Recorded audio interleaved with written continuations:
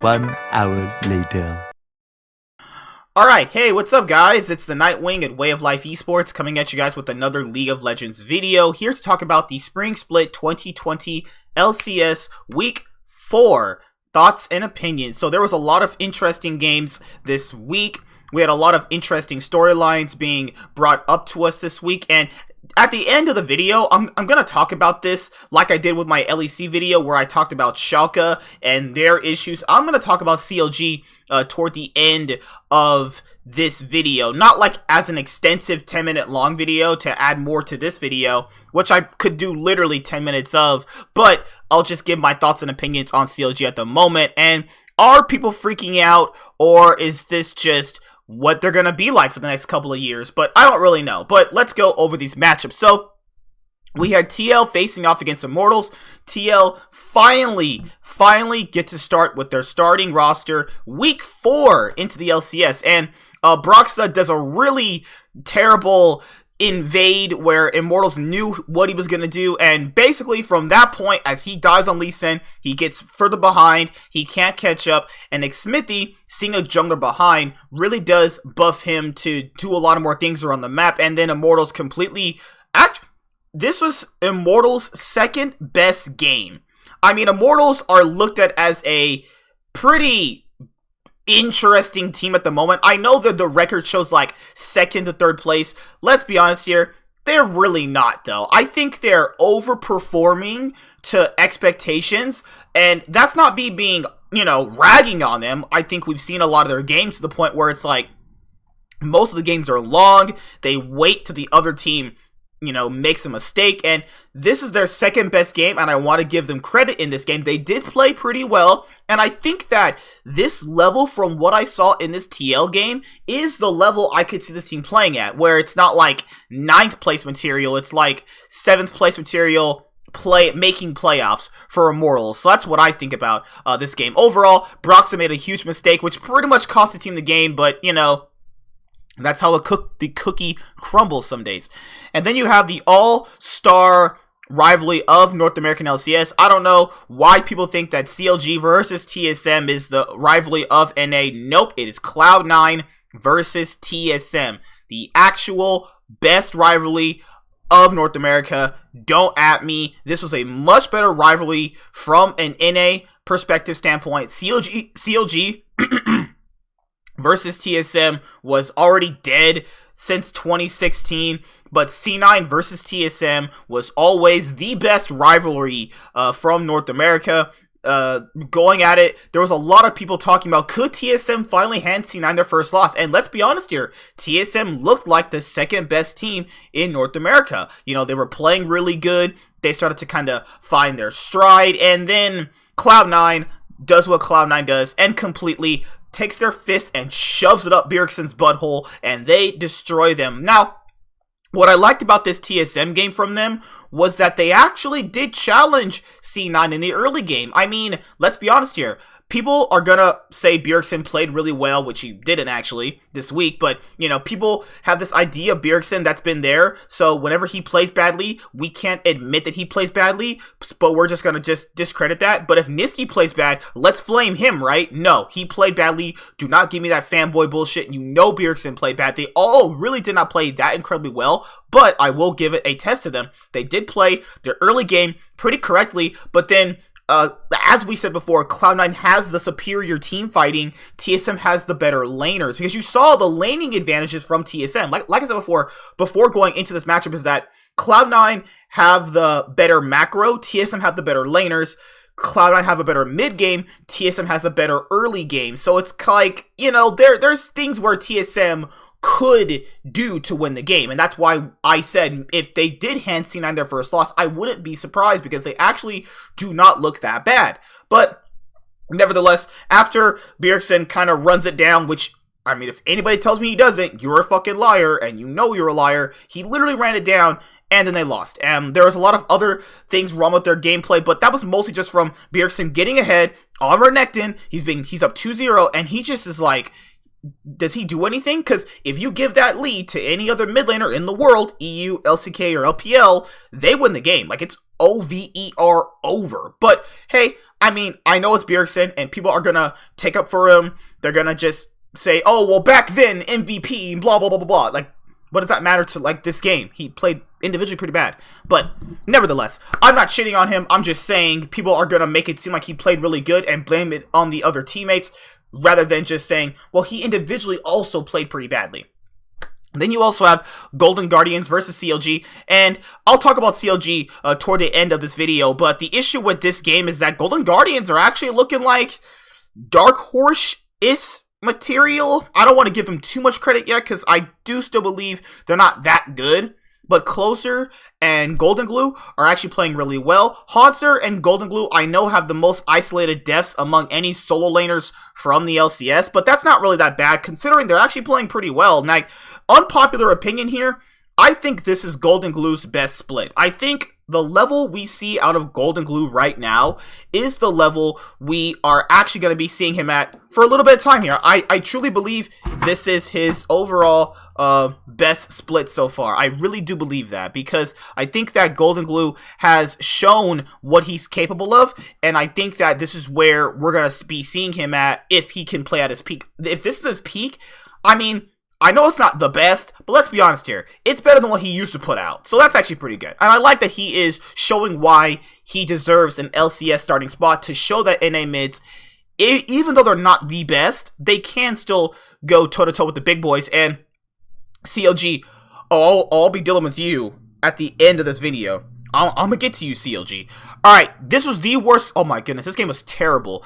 Dignitas versus the 100 Thieves. Oh my god, this was the worst quality game I think I've ever seen in my entire life. Dignitas and Barons should you can't name a more iconic duo than that. Do you want to know why? Because this game is fucking terrible. Let me explain to you guys who are not really smart at the game. Alright, so there should be no, and I mean no way that you should get aced at Baron and then win the game. That just goes to show you how dog shit 100 Thieves is. Like, let's be honest here. Dignitas start up a Baron, they all get aced, and then 100 Thieves, while acing them, lose the game. This is the worst quality game I think I've ever seen in the last few years, I'd say. Like, I'm not gonna go back and rewatch. This is bad. How the hell do you get aced at Baron and then you win the game? Come on, 100 Thieves.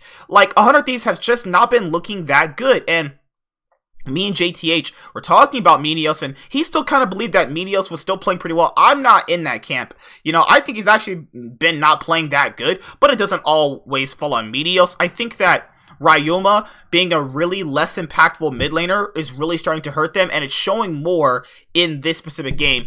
And leading into day 2, you had Dig versus Golden Guardians. Golden Guardians get a 2-0 week, actually. Golden Guardians looked a lot more crisp and clean in this game, and it showed why they're getting to that Dark Horse level, and I like that people on their team are playing up to the standard that we know they could play at, which is a very good thing, and I think it's fine for them. And then you had TL versus CLG. TL didn't look exactly the cleanest, but, you know, a win's a win at the end of the day.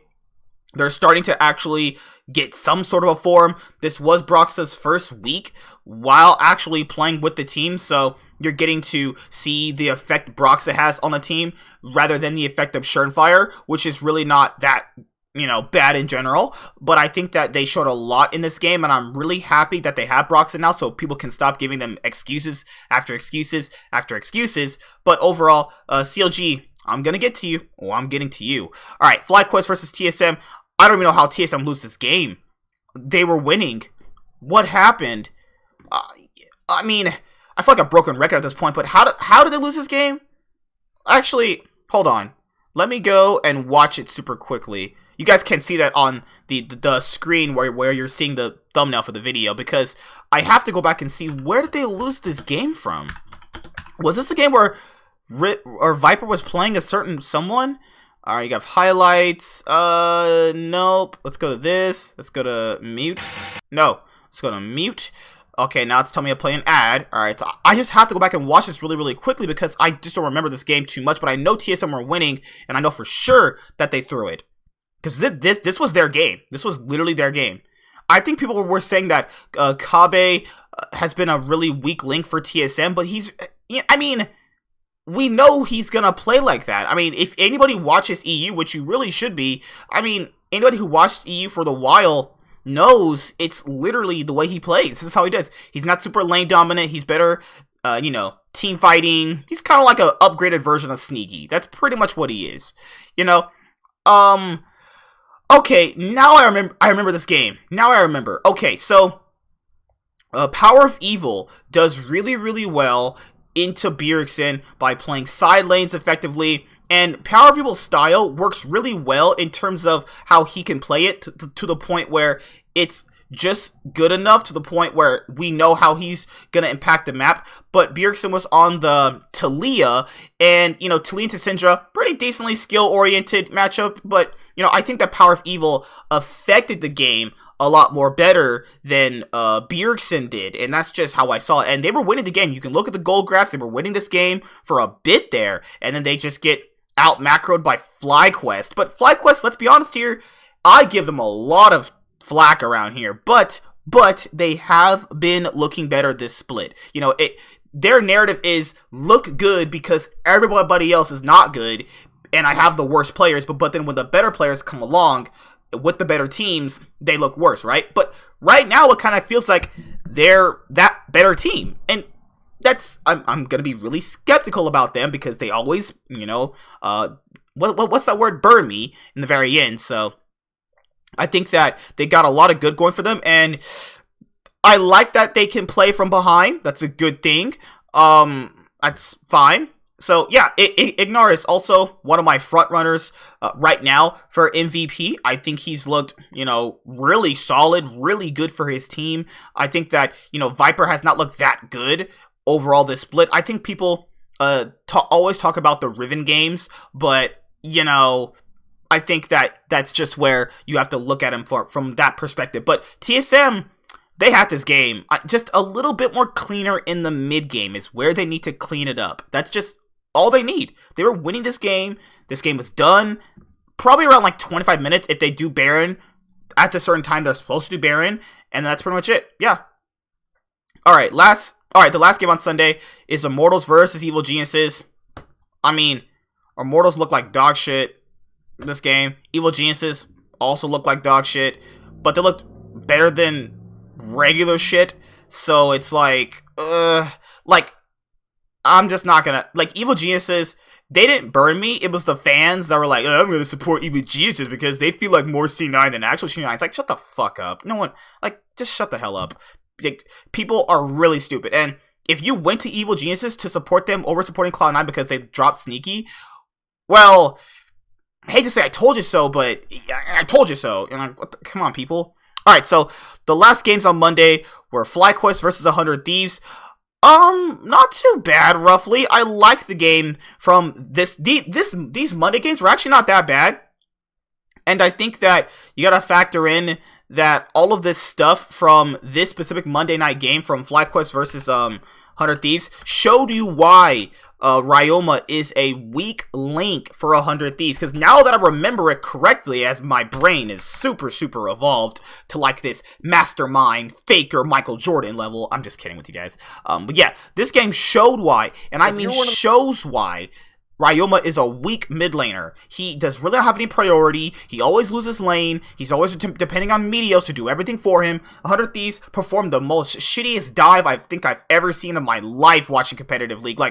Going up to oh my god, they went up to a full HP Orin and thought they could dive him. What is wrong with you? Come on, Meteos. Meteos is someday. Come on, are you guys inting me? Come on, you're better than this, man. I know you two are. Meteos is the old C9 jungler. I love the guy, but come on, man. You guys are playing dog shit here. Man, I gotta hear people, well, someday best top laner, Meteos, blah, blah, blah. Shut the fuck up. No, they're not. And literally, they're playing like trash. Let's be honest here. Last game of this week is C9 versus Evil Geniuses, and talk about a shellacking.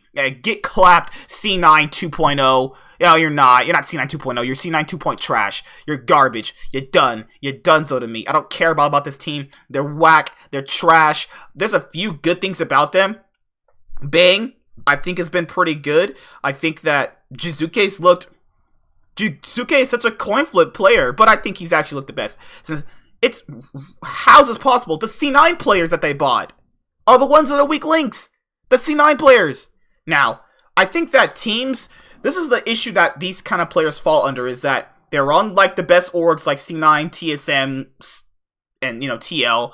At one point was CLG, and I'm getting to use CLG in just a moment here. I'm getting to use CLG, is that once these good players leave and go to new orgs or orgs that aren't really that good, you start to see their flaws a lot more effectively, and that's where I'm at with the C9 players. They're not playing individually that bad. I'm kind of over-exaggerating, but lackluster. Cloud9, just clap them. I mean, God, they're not on the same point with the mid-jungle synergy with Evil Geniuses, and, like, I could go over all their issues, but that'd take, like, 20 minutes, and I don't want to do that for you guys, but just know that there's definitely problems the way Bang was pointing them out to be, and you also have Sven and Jizuke basically inting each other. It's just, like, I mean, was this to be not expected? Did anybody come into this matchup thinking, like, oh my god, C9's gonna lose Evil Geniuses? No one thought that, because if you thought that, you're just a moron. That's just how it's gonna see it. Alright, now I'm gonna get to CLG. So CLG looks really bad. Like, really bad. They have the worst stats in the league. Ruin, potentially worst top. Wiggly, probably the worst jungler. Crown, third worst, if not the worst. You can make some cases for that. Bot lane is just fried, dead fried, burnt chicken that you throw away after nobody buys it at a Walmart. That's what they are. I'm not going to really get into the issue of like branding and shit like that, because that really doesn't matter. I know people have been talking about how their YouTube is dead, their Twitter is dead. It doesn't really matter, honestly, in the context of this specific moment. In the context of this specific moment is that they're just not good. This is just a bunch of pieces that got thrown away by other teams because of their bad performances, but looking at how they went from last summer split to this split, it's like, Crown was almost the best mid laner. I mean, no one's really gonna dispute that. Hopefully not. Hedgie, XD. But now he just looks really bad. Smoothie, a lot of people were giving him some leeway because, I mean, TSM, talent suppression machine, but maybe TSM wasn't wrong in trading them. I mean, let's be honest here. Like, TSM at least is competing for, like, third. CLG's competing for last place. I mean, I don't really know what to say, that they just look bad. All their engages are bad. From the mid-game standpoint, they are doing some stuff good, but none of it's coming out correctly. I don't know if Song is the issue for these problems, but yeah, I mean, they deserve to be 10th place. I mean, there's nothing about them that shows that they should be anything higher than 9th, maybe at this moment. So, yeah, that's how I see it at the moment. And yeah, I think TSM got the better end of that trade, if you understand what I'm saying. But yeah, see you guys later. Like, comment, subscribe, most of all, enjoy. I'm the Nightwing, and Way of Life Esports is signing out. Peace. Hi there, guys. Be sure to like and subscribe to the channel for more stuff. Yeah, thank you.